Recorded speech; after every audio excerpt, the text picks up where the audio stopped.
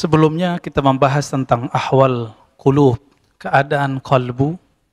Ada yang bernama khatir. Khatir itu sesuatu yang melintas di qalbu. Ada yang lebih canggih dari itu, kita bahas malam ini.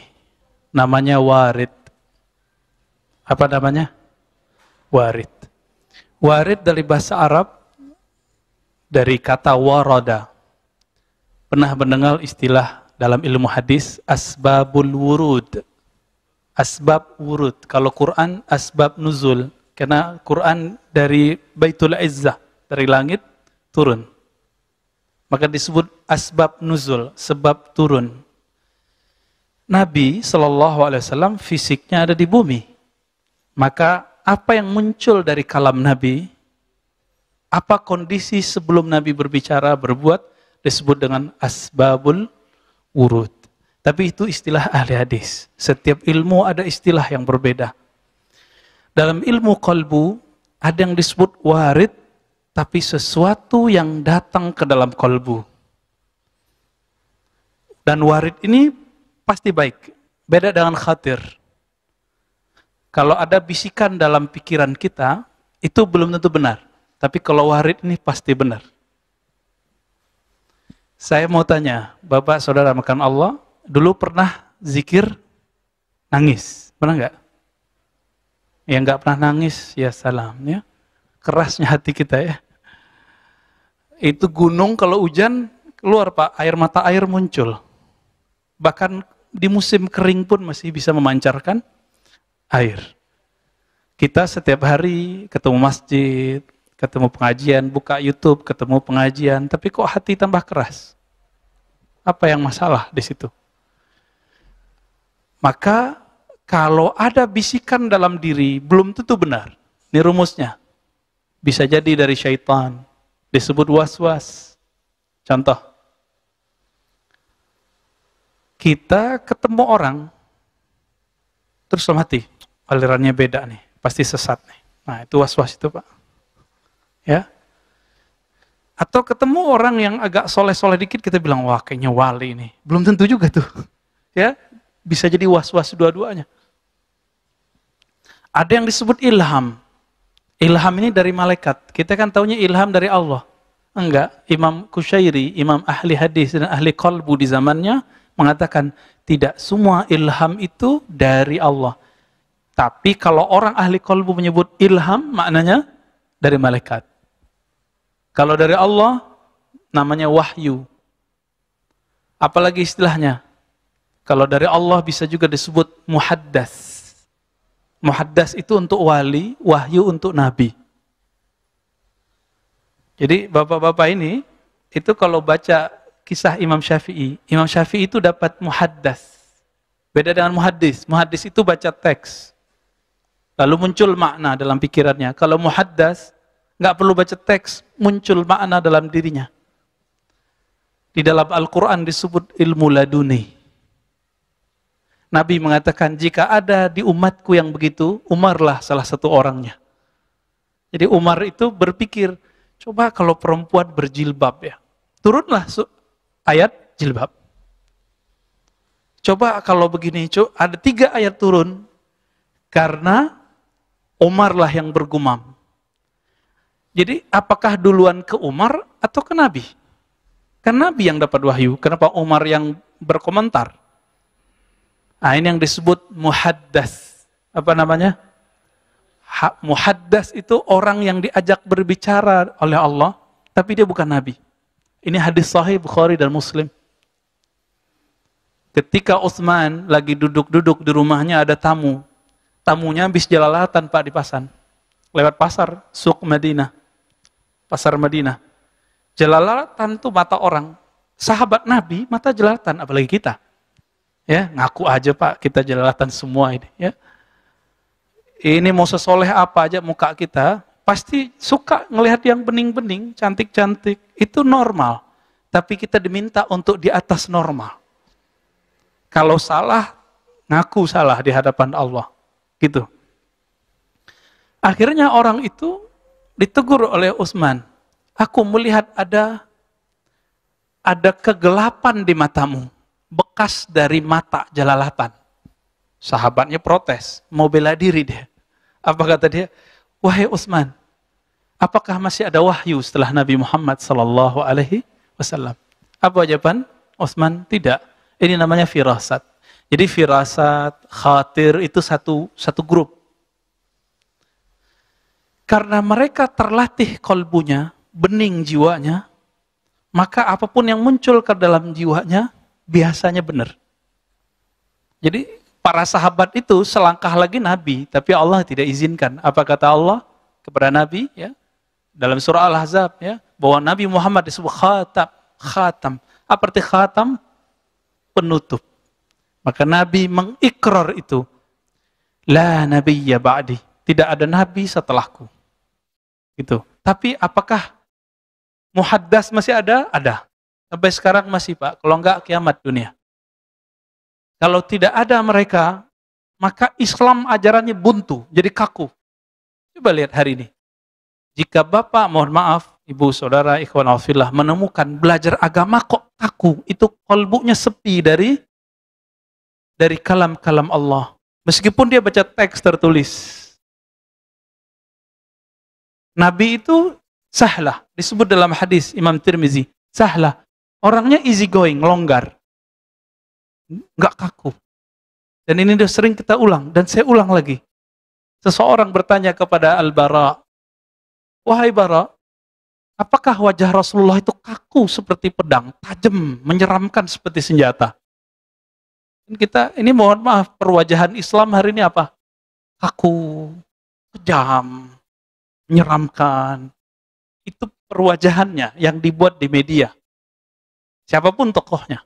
Sepakat atau tidak sepakat kita dengan aliran tokoh ini, dengan manhaj aliran politiknya, itu urusan kita. Tapi emang semuanya begitu. Apa kata Bara? Lah, wajahnya seperti rembulan. Bulan enak dilihat atau perih dilihat? Enak dilihat. Maka Nabi disebut Al-Badar. Ya, sang rembulan purnama. Bahasa makan Allah, Nabi itu ketika menyebutnya para ulama pewaris para nabi, yang diwariskan bukan baca kitab. Karena Nabi tidak bisa baca kitab. Jadi kitab yang saya bawa ini bukan pencirian ulama, ingat. Pencirian ulama yang hakiki, kalbunya bisa koneksi dengan Allah Subhanahu wa ta'ala. Jadi mudah nggak nyebut orang ulama? Enggak. Jadi pakai kopiah begini, terus pakai gamis kayak saya, bisa jadi ulama? Belum tentu. Kolbunya muhdas atau tidak? Muhaddas atau tidak? Ya. Kolbunya pernah diajak bicara nggak oleh Allah? Dan dia merasakan kesadaran itu atau tidak? Para sahabat mereka terlatih. Terutama Ashabul Badar. Yang 313 orang itu. Makanya Nabi berani bersama mereka melawan kafir Quraisy. Kalau tidak ada bisikan itu, tidak ada power energi di luar batas manusia. Bayangkan Pak, kafir Quraisy tangguh-tangguh, senjatanya cukup melawan 313 orang yang kafir 1000. Ini lagi puasa, tanggal 17 Ramadan harus berhadapan sama orang yang tidak puasa. Logika bodoh kita mengatakan gak mungkin menang. Tapi logika muhaddatsun, logika orang-orang yang kolbunya bisa koneksi dengan Allah, tidak, beda. Ya. Ini yang disebut matematika Allah, ya, al-hisab al-ilahi. Jadi penghitungan Allah itu beda, bukan hitung orang. Gitu. Maka ini kabar baik plus kabar buruk. Kenapa kita sebut kabar baik? Ternyata kita nggak usah takut meskipun kita sedikit. Tapi kabar buruknya, ya kita sedikit, Pak. Gimana, siap nggak? Yang muda-muda nih ya, kalau umurnya panjang ntar nih. Siap nggak? Antum sedikit berhadapan dengan yang banyak. Sama-sama pakaian Islam. Sama-sama berserban nanti itu. Satu mengkafirkan, satu enggak. Nah, antum tahu siapa yang saya sebut? Maka siapa nanti yang akan menjadi Ashabul Badar? Yang hatinya penuh dengan rahmat Allah. Siapa nanti yang disebut musuhnya Islam tapi dari dalam? yang di dalam kolbunya ada kebencian bahkan kepada orang yang baca la ilaha illallah. Hati-hati, ini saya udah kabarin begini udah lama. Dan ini akan muncul, Pak. Cuma karena perbedaan politik, orang nanti bisa bersimbah darah. Sekarang baru pakai mulut, verbal, dan tulisan. Tinggal lihat saja nanti. Kita nggak mau mendahului takdir. Kita tunggu saja takdirnya. Dan ini sudah digariskan oleh Allah Subhanahu wa Ta'ala. Dulu sahabat Nabi dibunuh oleh Khawarij. Khawarij ini berserban, Pak. Khawarij itu baca Quran, baca sunnah, tapi dia mengkafirkan sesaudara muslim. Hati-hati. Siapapun yang mengkafirkan sesama muslim, maka dia musuh kita. Dia musuh kita. Apa kata Nabi? Fa'idha laqitumuhum faqtuluhum. Kalau ketemu mereka, faqtuluhum. Faqtuluhum, saya bingung menerjemahkannya. Yang pintar bahasa Arab, coba terjemahkan itu. Faqtul, apa dia? Uqtulu. Bunuh mereka. Kok lebih sadis? Kenapa? Karena mereka jika dibiarkan lebih sadis membunuh kita. Maka bunuh di situ. Ini disebut hadisul qadha. Hadis mahkamah pengadilan. Yang boleh memutuskan bunuh cuma orang-orang yang punya kekuasaan. Jadi kita nggak boleh main bunuh-bunuh, Pak. Ya, baik. Kita masuk ke Al-Warid. Kita tinggalkan hiruk-pikuk di luar. Mungkin Bapak ini sama yang di sampingnya beda aliran politik. Nah, lupakan dulu itu. Ya, lupa cara sholatnya satu kunut, gak kunut, udah lupain dulu. Ya, sekarang kita lihat Al-Warid. Apa yang disebut warid? Warid ini berarti ma yaridu alal qulub minal khawatir al-mahmudah. Jika ada yang terbersit dalam pikiran, masuk. Lalu ada yang positif di dalamnya. Inilah yang disebut dengan warid. Tetapi warid ini lebih umum. Kadang-kadang tidak ada kalam di situ. Kita baca istighfar, tiba-tiba air mata meleleh. Bapak ibu ini pengen sholat khusyuk. Bertahun-tahun cari sholat khusyuk. Di saat lupa pengen sholat khusyuk, tiba-tiba tersentuh oleh takbirnya imam atau takbirnya seseorang. Atau tersentuh dengan kalimat yang dibaca sendiri. Tadinya lupa, pengen sholat khusyuk. Setelah mencari, datanglah warid itu tanpa dikehendaki.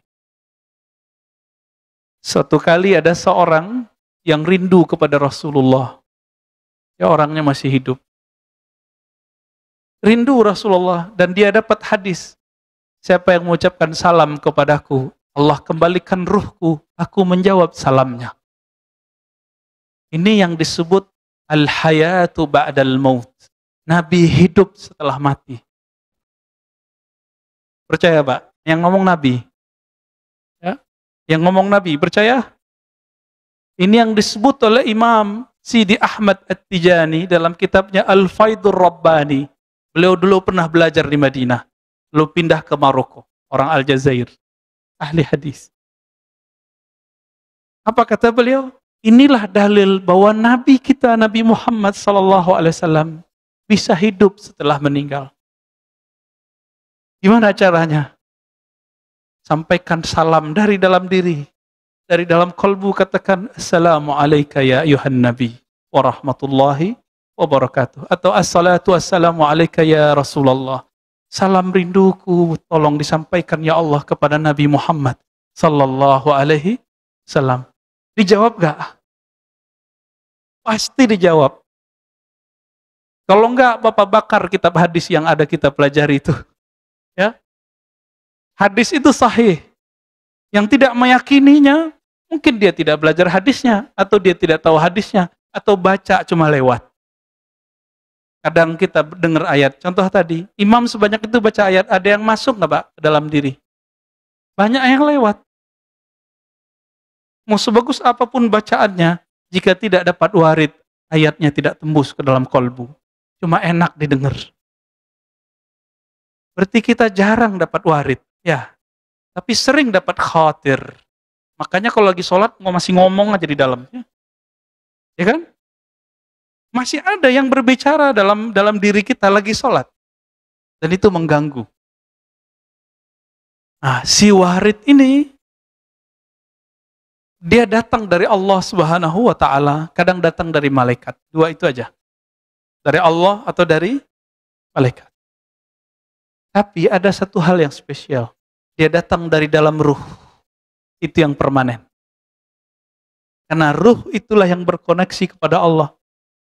Maka jika datang dari ruh, itu nggak akan pernah lagi berubah. Meskipun zahir orang ini tidak suci. Meskipun dia dijeblosin lagi ke maksiat manapun, pasti balik lagi. Apa ciri-ciri orang dapat warid? Dapat anugerah. Jadi kalau boleh kita terjemahkan, warid adalah anugerah rohani. Banyak orang punya sajadah bagus, punya baju bagus, kopiah bagus, serban bagus, tapi khusyuknya belum bagus. Berarti belum dapat warid. Gak usah khawatir. Allah itu kaya. Kaya atau miskin Allah itu? Seandainya semua kita dikasih khusyuk, Allah masih punya perbendaharaan khusyuk nggak? Jadi nggak usah pelit memikirkan itu. Ya, maka kalau antum sudah ketemu guru yang bisa melatih kita, kalbunya lembut, bawa teman sebanyak-banyak mungkin ngaji kepada orang itu. Karena itulah kunci ada di sana. Orang ini disebut Al-Waris Al-Muhammadi. Dia pewaris ajaran rohani Nabi Muhammad sallallahu alaihi wasallam. Yang Nabi wariskan bukan sekedar, mohon maaf, jenggot panjang. Enggak. Nutup aurat, iya. Serban, iya. Tapi yang paling penting di situ adalah kolbu yang dapat warid. Maka bagi ahli kolbu, warid ini hampir setiap hari dirasakan. Sebagaimana setiap hari fisik ini mendapatkan nikmat. Saya mau tanya Bapak Saudara Allah, setiap hari dapat nikmat nggak? Nikmat kan bukan fulus doang. Sepakat? Fulus doang? Enggak. Bisa nafas nikmat nggak? Yang pernah asma coba pikir-pikir. Iya ya? Yang pernah asma Pak? Yang pernah dulu pakai tabung oksigen? Atau apa tuh kalau lagi COVID dikasih apa namanya? Ya, biar nafasnya agak legaan gitu. Ya, yang pernah merasakan itu nafas nikmat gak? Tapi nikmat ke badan. Saking seringnya kita dapat nikmat nafas, kita lupa kalau kita dikasih nikmat. Itu.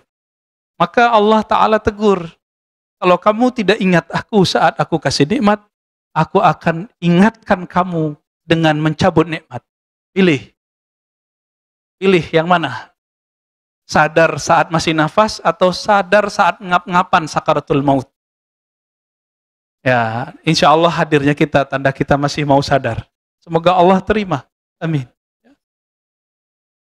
Maka bagi ahli kolbu, khusyuk itu bagi mereka, itu sudah setiap saat, udah biasa sekali.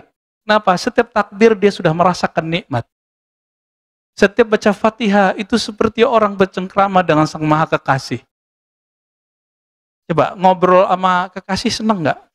Kita kalau udah seneng orang kita ajak ngopi, ngafe. Sekarang kan Indonesia lagi berjamur kafe. Walaupun lagi COVID, D-nya hilang Pak. Ya kan? Berubah jadi coffee. Nggak bisa nggak. Dan Tangerang Selatan paling unik.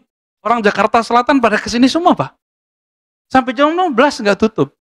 Ajib ini Tangerang Selatan. Dan bagi saya ini sangat waras ya. Manusia emang orangnya suka sosialita. Kita sedang bertemu, sedang ngumpul, sedang ngobrol. Itu manusia. Selama COVID kita nggak jadi manusia Pak. Selama shock 3 bulan, 4 bulan, 5 bulan pertama, kita nggak manusia lagi. Ketemu nggak salaman. Kayak curiga sama orang, wah ini dia bawa virus nih. Virus. Manusia macam apa itu? Ya. Cukuplah COVID itu mengenai fisik kita, tapi jangan mengenai kolbu. Berarti warid tertunda. Maka mohon maaf ya, itu rumah saya walaupun nggak besar, semenjak COVID tengah Ramadan sudah buka pintu Pak. Nggak ada lagi pakai protokol. Nggak ada tuh aman-aman aja, alhamdulillah. Ya, tapi kita nggak takabur, kita tetap jaga diri ya. Selesai kita cuci tangan segala macam. Mohon maaf Pak ya, masjid ini karena jaga image ya, udah jaga aja dulu. Ya, ini ya biarin aja deh Pak. Kasihan ya. Kalau nggak begini mungkin ditutup nanti. Misalnya bagian situ ada yang kena, yang ditutup ini. Maka ini tetap biarin begini dulu. Jadi Allah itu sedang mempersiapkan kita sekarang untuk tidak takut dengan ketakutan yang lebih besar setelah ini. Bukan nakut-nakutin, Mbak ya. Tapi kapan waktunya saya tidak tahu, hanya Allah yang tahu. Karena Nabi SAW mengatakan setiap zaman akan bertambahlah fitnah, kekacauan, ketakutan. Kalau nggak kuat minta nyawanya diambil Pak, insya Allah diambil sama Allah. Tapi kalau mau jadi pejuang akhir zaman, ya latihan warid, biar nggak salah pilih guru nanti, biar nggak salah pilih pemimpin imam nanti, imam rohani. Warid ini, orang yang punya warid, dia akan menemukan al-imam akhir zaman. Tapi kalau nggak punya warid, antum emosi lebih banyak, suka nyerang orang lain, suka mencari kesalahan orang lain, beda sedikit hantam dengan verbal, hantam di status-status sosial, sosmed, nggak dapat warid. Baru warid mau datang muncul kalimat kotor. Mau ustadz dia, mau kiai dia, mau sholat 1000 rakaat tiap hari. Kalau antum memelihara kalam-kalam kotor dalam ini, nggak dapat warid, nggak akan dapat. Gimana? Baru muncul dia kacau lagi.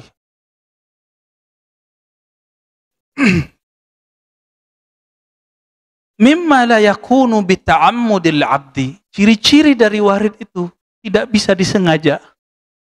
Maka tidak ada orang namanya khusyuk itu dibuat-buat, gak bisa. Gak bisa.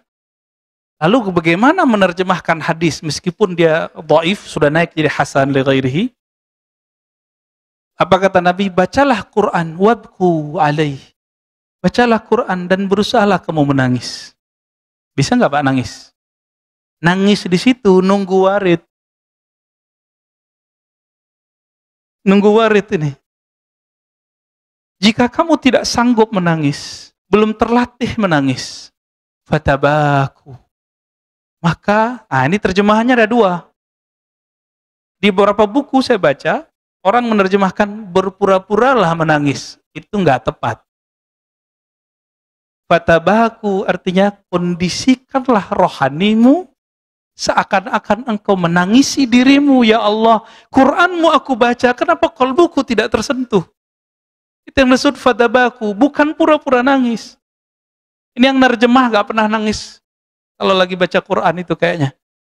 Jadi orang menafsir, menerjemah belum tentu benar. Nah, ini kata kunci. Kalau kita bawa ayat, ajarkan kepada orang, ayatnya benar. Isi yang kita ajarkan tidak ada jaminan kebenarannya. Meskipun antum bilang ini hadis sahih, ini kalam syekh fulan, imam fulan. Itu kan kalam orang, bukan kalam Allah. Al-Qur'annya benar. Kesalahan Khawarij dulu, Khawarij yang bunuh Sayyidina Ali, yang mau bunuh Muawiyah tapi tidak berhasil. Yang bunuh Utsman. Apa kesalahan mereka? Pemahamannya diletakkan sesuci ayat yang dia baca.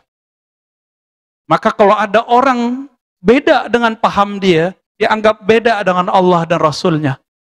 Ini ciri-ciri Khawarij. Jangan sampai di masjid ini ada seperti itu. Jangan sampai. Mau dia jamaah, mau dia imam, mau dia ustadz, muallim, guru, bahaya Pak. Itu tentara Dajjal di akhir zaman. Tentara Dajjal itu ciri-cirinya satu itu, menghalalkan darah sesama muslim. Jadi jangan dikira antum sering dicekokin, tentara Dajjal itu Yahudi, betul. Itu tentara yang di luar Islam, yang di dalam Islam. Siapa? Zombie-zombie yang berwajah-wajah muslim. Pakaiannya Islam, tapi batinnya kufur. Suka mengkafir-kafirkan orang. Auzubillah min dzalik. Hati-hati di sini. Hati-hati di sini. Terbersit sedikit saja merendahkan orang, warid gak datang, Pak. Gak mudah ya, jadi waliullah. Maka si warid ini, rahasia rohani ini hanya datang kepada calon wali atau wali. Kalau khusyuk yang datang kepada kita lagi sholat, sudah dia konstan. dia sudah jadi wali Allah. Minimal wali umum. Jadi jangan senang dulu. Saya bisa nangis nih, belum tentu walinya wali permanen. Paling-paling wali kondisional. Ya. Giliran susah aja bisa nangis. Coba atau ingat-ingat. Dulu waktu susah bisa nangis kan? Sholat mau dikasih susah tiap hari biar nangis. Gimana Pak Mirwan? Nggak mau ya? Jadi nggak bisa. Kembali ke cerita tadi. Ini saya menjelaskan ini untuk menceritakan yang tadi. Orang yang rindu Rasulullah itu bertahun-tahun sholawat. Karena membaca satu hadis. Nabi kalau disalamin pasti bales. Balesnya bukan lewat surat, Pak. Allah kembalikan ruhnya. Kalau dikembalikan ruhnya hidup atau bukan? Hidup. Dan saya meyakini itu. Ini yang dimaksud Al-Habib Omar bin Hafiz. Kalau orang sholawatan, Nabi hadir itu maksudnya itu situ, Pak. Bukan khurafat yang belajarkan. Ini anak-anak muda baru ngaji kemarin sore, nggak ngerti siapa Al-Habib Omar bin Hafiz. Saya nggak pernah ngaji dengan beliau, tapi saya pernah hadir satu konferensi multaqa ulama. Dan beliau mengisi. Dahsyat sekali. Kalamnya dari awal sampai akhir menyejukkan semua. Seakan-akan Rasulullah ada lagi, Pak. Seakan-akan kalam Nabi itu yang sering kita baca di teks, itu ada di lidahnya semua. Tapi saya nggak pernah dengar beliau membalas orang yang mengkafirkan beliau atau mengatakan ini Habib khurafat. Nabi udah mati kok tuh. Kurang ajar orang ngomong, Pak. Jadi bagi saya kalau orang bilang Nabi mati, bagi saya udah suul adab. Walaupun betul Nabi sudah Allah angkat. Hanya Allah yang boleh bilang, ya, afa immata au qutila. Jika si Muhammad itu mati atau terbunuh, hanya Allah yang boleh ngomong gitu. Maka Umar mengatakan, siapa yang bilang Muhammad mati, saya sembelih. Karena bagi Umar sang kekasih, yang bilang kekasihnya mati, itu orang adabnya buruk, rohaninya nggak hidup, nggak punya adab. Jadi bilang mati aja udah marah Umar. Tapi sahabat Nabi dari dulu dua mazhab. Satu mazhab Umar, satu mazhab Abu Bakar. Nah, sampai sekarang kan begitu. Nabi dihujat di Perancis, maka umat Islam terpecah dua. Ada yang pengikut Umar, ada yang pengikut Abu Bakar. Kita nikmati aja itu ya. Yang penting jangan main penggal-penggal aja, Pak. Di Perancis itu saya menyaksikan 2016-17 Allah perjalankan ke sana. Gak bayar 1% pun. Dibiayai oleh lembaga Korps Dai Dompet Duafa. Saya nggak bayar sedikit pun, Pak. Diundang oleh orang KBRI. Saya sesekali jalan keluar. Setiap kali ngisi pengajian duha, itu mulailah orang-orang imigran dari Suriah, dari Irak, dari mana-mana itu keluar. Kira mereka cuma beberapa. Satu kali saya pulang jam 2 malam. Di sono maghribnya jam 10. Jam 3 ada subuh lagi. Jam 3 ada subuh lagi, Pak. Saya pulang jam 2, diajak ngopi sama salah satu sahabat kita, Pak Muhammad Abduh dan Sayyid Andi Abdul Qadir. Ya, satu orang Betawi, satu orang Makassar. Ahli kolbu, ahli zikir. Ketika kita jalan, saya melihat ada satu tempat terbuka, itu orang Islam yang dari mana-mana, yang nggak punya kartu, itu pada di sana semua. Tidur di atas aspal. Tapi tidak ada ditangkap oleh negara Prancis. Terus yang punya surat lengkap, itu dikasih duit oleh negara Prancis.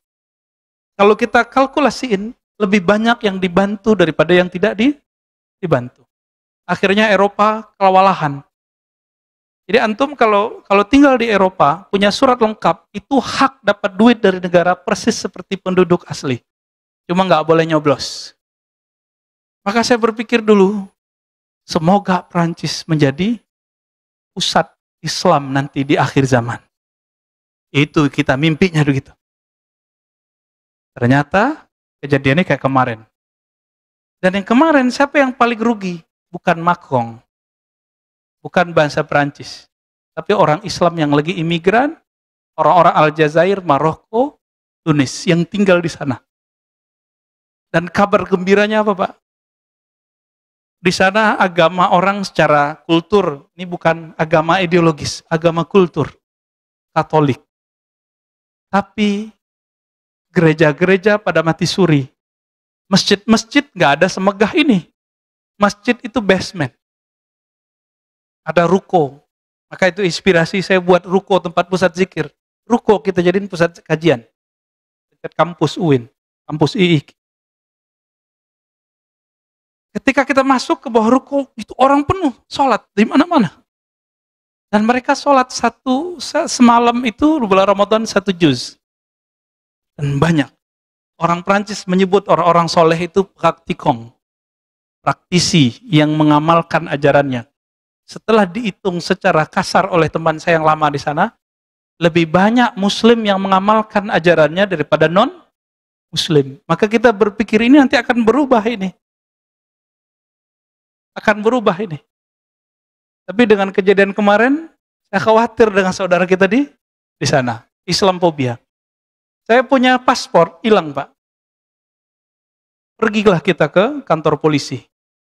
Kantor polisi ruko, gak sebagus kantor polisi di Indonesia. Tapi waktu masuk saya kaget.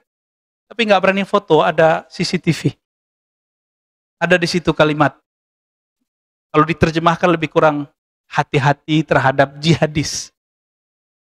Lalu saya ngobrol dengan orang-orang di sana. Maksudnya orang Prancis anti-Islam, anti-jihad atau gimana? Enggak. Mereka itu sudah punya pemetaan. Mana Islam yang moderat, mana Islam yang teroris. Tapi Syekhul Azhar tolak istilah itu. Islam mana ada teroris. Nah, ini yang lagi diperkarakan oleh guru-guru kita di Al-Azhar. Ya, Syekh Ahmad Thayyib. Coba ganti diksinya, Islam tidak teroris. Kalau orang mengaku Islam teroris banyak. Tapi Islam tidak pernah teroris. Jadi mereka sudah tahu Pak petanya, tinggal diksinya ini yang salah. Gitu. Nah, kita doakan, siapa tahu Eropa nanti menjadi negeri hijau. Negeri kita, negeri umat Islam. Amin ya rabbal alamin. Baik, kembali ke warid. Ketika seorang yang merindukan Nabi ini, setiap hari Jumat, solawat, solawat, solawat. Satu kali dia sudah tebar sejadahnya. Mau solawatan, solawat. Jadi jam 10 sebelum Jumatan, 1,5 jam dia bersolawat. Kira-kira dapat berapa nggak tahu, nggak dihitung. Hanya ingin menikmati bagaimana mengenang Nabi Sallallahu Alaihi Wasallam. Baru saja sajadah ditebar, ya tiba-tiba dia ngantuk. Belum sholat, belum sholawat.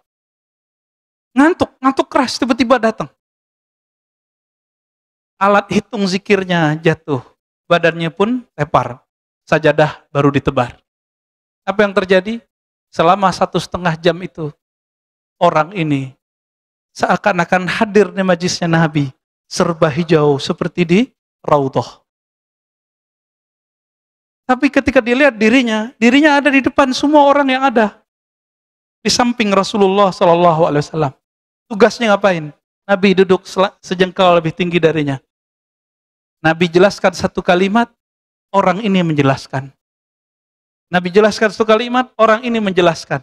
Disebut pensyarah hadis. Penjelas penafsir kalam Nabi SAW. Sampai ada dialog lah antara mereka. Tiba-tiba waktu Jumat sudah dekat dan terbangunlah orang ini. Ketika bangun, dia cari Allah hitung zikirnya. Saya belum sholawat. Lalu kemudian dia sholat. Wudhu, sholat. Tiba-tiba dia ingat. Mimpi apa aku barusan? Ternyata ini yang dimaksud oleh Imam Kusyairi. Pengen ketemu Nabi. Udah disengaja, nggak dapat. Giliran ketiduran, belum sholawat. Tapi udah berapa tahun orang ini beramal setiap Jumat. Sholawatan selama 1,5 jam. Tidak kurang. Sudah lebih dari 5 tahun. Di tahun kelima, bukan dia lagi yang mengucapkan salam kepada Nabi. Nabi datang ke dalam alam ruhaninya. Dan Nabi mengatakan, Ru'yal mu'min juz'un min sitta wa arba'ina nubuwah. Mimpi ketemu Nabi adalah salah satu dari warisan-warisan kenabian. Sallallahu alaihi wasallam. Ini jangankan kita, Pak. Kiai aja belum tentu ketemu Nabi. Ya, Ustadz, doktor aja belum tentu mimpi ketemu Rasulullah. Jadi kalau antum menyesalkan Ustadz, saya sudah banyak sholawat. Ya berapa tahun sholawatnya? Paling baru kemarin sore. Ya, udah ngitung-ngitung zikir. Udah mulai ngeluh. Ingat, sekali saya ngeluh, saya udah banyak zikir, kok belum ketemu Nabi? Itu dimulai dari awal lagi, Pak. Siapa yang ngomong? Nabi SAW. Nabi SAW mengatakan dalam hadis Imam Muslim, kullu da'watin mustajabah, malam ya'jal. Semua doa, semua kehendak hamba, Allah pasti tunaikan, sempurnakan. Dengan satu syarat. Tidak tergesa-gesa. Lalu sahabat bertanya, wahai Rasulullah, apa yang engkau maksud tergesa-gesa? Nabi menjawab, ayyaqulal abdu da'autullah wa lam yujibli. Seseorang mengatakan, aku sudah selawat, aku sudah zikir, aku sudah doa, kok belum dikasih juga yang aku mau? Maka kalau ada orang ngomong begitu, dia ngulang, Pak, dari awal. Kok begitu? Itulah hukum rohani. Setiap hal ada hukumnya. Setiap ilmu ada disiplinnya. Ya. Maka beliau mengatakan, kadang-kadang warid itu ada yang berupa waridus sururin. Kadang-kadang kalau orang zikir, salawat, tiba-tiba ada rasa bahagia di hati. Itu ciri-ciri kita sudah dapat warid paling ringan. Inilah yang dimaksud ayat ala bidzikrillahi tatmainnul qulub. Ketahuilah, jika engkau menyebut nama Allah, kalbumu tenang. Yang merasakan ketenangan sudah dapat warid. Gampang toh? Tapi waridnya baru sederhana. Ketenangan jiwa itu, dia nggak ada batasnya, Pak. Dia unlimited. Semakin besarlah saat itu, semakin besarlah waridnya. Jika melewati batas dirinya, baru itu nyebar ke orang di sampingnya. Apa maksud saya melewati batas diri? Kalau dia masih bisa nahan, air mata nggak berlinang. Badannya belum bergemetar. Tapi kalau sudah tumpah melewati batas fisiknya, air matanya berlinang. Kalau dia jadi imam, tiba-tiba dia terisak. Atau tiba-tiba dia baca Quran syahdu sekali, padahal bacaannya biasa-biasa aja. Satu kali ketemu seorang guru, baca kulhu aja baca salahnya, Pak. Tapi kolbunya, isinya adalah kul wallahu ahad itu. Allah Esa. Hanya Allah di kolbunya. Kita minta doa. Orang dari Jakarta datang ke sana. Minta, Tuhan, tolong doakanlah kami. Beliau pandang saya. Yang jago doa mah Ar-Razi. Ya, bisa bahasa Arab dikit-dikit lah. Saya bilang, Syekh, yang diharap sekarang doa antum. Bukan doa saya udah kebanyakan. Dan banyak juga yang gak jelas. Terus gimana? Kita kasih isyarat. Langsung beliau buka. Baru baca bismillah, Pak. Beliau bergemetar, nangis. Semua yang hadir di tempat itu menangis. Padahal cuma baca bismillah. Kenapa bisa baca bismillah? Bikin getar. Beliau bergetar, melewati batas matanya, akhirnya mata semua orang pada nangis. Nah, inilah hebatnya kalau ketemu sama ahli kolbu. Ini yang disebut oleh Imam Qushairi. Kalau ingin mengobati kolbu, bertemanlah dengan orang soleh. Soleh itu bahasa Arab, bukan penampilan. Soleh itu kesamaan luar sama dalam, itu disebut soleh. Salihun arti bahasa Arab artinya nasibun. Sesuai yang di dalam ini dengan apa yang di luar ini. Bapak coba rasakan. Setiap malam di sini ada pengajian. Kok beda-beda ya? Karena ada ustadz yang berbicara dengan warid. Ada ustadz yang berbicara dengan wirid. Ada yang dengan ada dengan teks aja. Ada yang dengan tarif. Ya, salah satu sahabat kita mengeluhkan, mengundang seorang ustadz minta DP 5 juta. Ya, kecil sih, Pak, bagi orang berduit. Tapi bagi jamaah wong cilik di kampung 5 juta itu besar, Pak.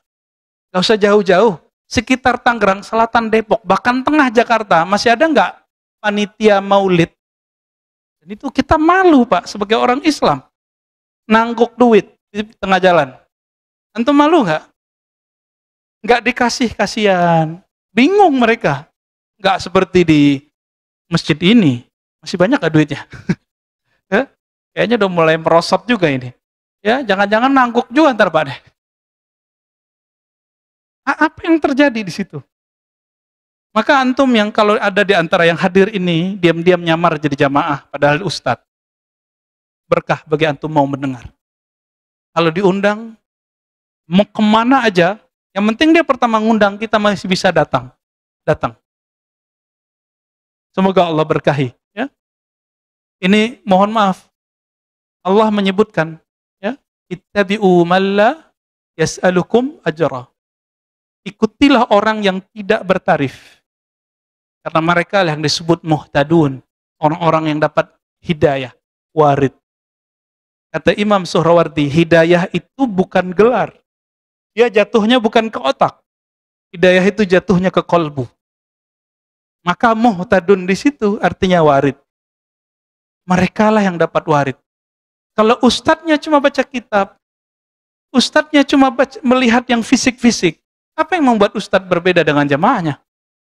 Kalau Nabi itu sama dengan filosof seperti Socrates, Aflatun. Socrates bunuh diri, Pak, minum. Pusing memikirkan kota kecil bernama Athena. Katanya cerdas. Kenapa? Karena dia dan murid-muridnya sama, mentok, hanya mengandalkan ini. Kecerdasan Rasulullah itu kecerdasan warid. Nah, ini yang harus antum latih. Kalau mau jadi waliullah pasti punya warid. Kalau enggak ada waridnya. Dan waridnya permanen. Kecuali wali-wali yang umum. Kekasih-kekasih Allah yang umum. Semoga kita termasuk kekasihnya. Amin. Apalagi bentuk warid. Waridu huznin. Kadang-kadang ada rasa sedih, terenyuh. Kadang-kadang waridu qabdin. Kayak ketakutan. Pernah zikir terus tiba-tiba merasa takut? Baca istighfar, tiba-tiba kebayang semua maksiat yang kita buat. Orang kalau dapat ini, dia dapat hadiah lain. Dia akan merasa lebih rendah diri daripada orang lain. Tidak akan pernah menganggap orang lain itu hina. Kalau dia dapat warid, namanya warid qabd. Qabd itu secara harfiah artinya jantungnya, hatinya, jiwanya digenggam oleh Allah. Tapi maksudnya adalah Allah beri rasa takut kepadanya. Pernah nggak ngerasain? Zikir terus ada perasaan ketakut gitu. Itu bukan setan, Mbak. Cuma karena antum nggak punya guru rohani, dikira itu setan. Ya, ada teman kita mengamalkan zikir. Jadi zikir itu ada yang umum, seperti obat ada obat yang bisa dibeli di Indomaret, di warung-warung kelontong. Ada obat yang harus pakai resep dokter. Zikir itu ada yang jadi obat, ada yang menjadi nutrisi. Kalau dia zikir obat, dia harus diresep oleh ahlinya. Itulah rahasianya kenapa muncul angka-angka dalam zikir. Nabi ajarkan angka-angka itu. 33, 70, 100, bahkan lebih. Abu Hurairah mewiridkan jadi nutrisi 12.000 setiap malam. Sudah jadi nutrisi, bukan jadi obat lagi. Karena kolbu Abu Hurairah beres. Dicobalah oleh beberapa teman kita. Dari dulu kita ketemu teman begitu. Bukan 1-2 orang. Ya, semenjak saya dulu di kampung saya sampai di sini. Mengamalkan zikir yang harus diresepkan oleh guru disebut ijazah. Disebut talqin zikir. Dikamalkan tanpa izin. Apa yang terjadi? Datanglah warid qabd. Warid apa tadi? Rasa takut. Bergetarlah badannya. Dia kira itu syaitan. Akhirnya muncullah. Ada salah seorang ibu-ibu dulu mengatakan, ajaran Ar-Razi, ajaran setan. Masa saya mau sholat badan saya merinding? Loh, saya belum izinin dia ngamalin itu? Diamalin. Ya? Kita nggak kasih resep, Pak. Dia coba-coba. Itu kejadian. Ya, kejadian. Wawaridu bastin, terkadang warid itu bast. Hati dilapangin. Rasa husnuzon aja sama orang. Semua orang dipandang baik. Nah, ini bast. Dunia kak lapang gitu. Bahkan beliau mengatakan ila ghairi dzalika minal ma'ani. Ada warid-warid yang lain. Rasa khusyuk. Itu Fatihah, Bapak kalau dapat warid nih tiap kali sholat. Warid yang di subuh itu beda Pak sama zuhur. Kalau ngerti ilmu ini. Kita belajar Fatihah dulu waktu kecil, udah tahu terjemahannya, tahu tafsirnya. Tapi kalau dapat warid, nanti beda-beda makna. Maka disebutlah surat ini surat pembuka. Kemana aja bisa masuk. Mau ke ayat tauhid masuk. Mau ke ayat doa masuk. Ayat akhlak masuk semua. Itu Al-Fatihah. Ini yang disebut warid. Nah, Bapak saudara Allah, jika ingin memelihara nur di kolbu itu, maka sebagaimana kita untuk sholat fisik punya guru, baca Quran yang fisik berguru, bener gak? Kalau enggak pernah bisa nggak tanpa guru lalu bisa baca Quran? Itu fisik Pak, ada kertasnya, ada hurufnya. Diri kita ini separuh adalah alam gaib. Kalau nggak punya guru mengarungi alam gaib itu, kira-kira jadi apa? Jadi Ahmad Musodek, Pak, Amalia Eden. Atau ketakutan. Makanya kita udah lihat di luar-luar sana, mohon maaf. Banyak orang belajar zikir, salah niat. Dan yang paling mengejutkan saya, yang paling penakut itu di luar sana, itu orang-orang yang belajar zikir-zikir begini. Tukang debus, zikir pelet, ya. Itu orang-orang begini, sering merasakan ketakutan yang gak jelas. Berarti dia bukan dapat warid. Ya, dia dapat was-was syaitan. Was-was syaitan. Nah, hati-hati. Jadi bagaimana cara mendapatkan wirid, dapat warid? Hanya dua. Satu, bergurulah kepada ahli wirid. Apa arti wirid? Orang yang istiqomah berzikir. Karena Allah Subhanahu wa ta'ala. Bukan untuk pelaris, bukan untuk pelet. Nah, ini disebut ahli wirid. Yang kedua, tiru apa yang orang itu punya. Apa yang dipunya oleh ahli wirid? Wiridnya. Maka yang kedua, hendaklah seorang kita punya wirid. Masih ingat tadi arti wirid apa? Zikir-zikir yang diistiqomahkan. Nah, kabar gembiranya dari Imam Ibn Athaillah As-Sakandari, ciri-ciri orang dapat anugerah rohani, dia sudah mulai merutinkan satu amalan. Ini saya kasih amalan sederhana aja Pak. Sudah ngamalin witir tiap malam belum? Belum? Sebagian udah ya? Coba mulai malam ini, secapek apapun, walaupun satu rakaat, walaupun cuma Fatihah, jangan lupa sholat witir. Kalau ketiduran, kecapean, ganti besok. Karena ciri-ciri orang punya wirid, ketika ketinggalan target-targetnya di malam hari, dia ganti di siang hari. Dalilnya ada dalam Sahih Bukhari dan Muslim. Ya, bahwa Nabi SAW ketinggalan wirid malam, melakukan ba'da subuh atau sebelum zuhur. Udah, amalin itu ya. Sholat witir. Semoga kita menjadi hamba yang dicintai Allah. Innallaha witrun yuhibbul witra. Allah itu witir, mencintai pelaku pelaksana salat witir. Allah maj'alna mimman ahabba ilaik. Ya Allah, jadikan kami orang yang mencintaimu. Masukkan ke dalam diri kami nama-namamu, sifat-sifatmu, dan beri kami cahaya sehingga kami dapat menikmati warid-warid rohani darimu. Rabbana atina fid dunya hasanah wa fil akhirati hasanah wa qina adzabannar. Wa sallallahu ala nabiyina Muhammad walhamdulillah. Assalamualaikum warahmatullahi wabarakatuh.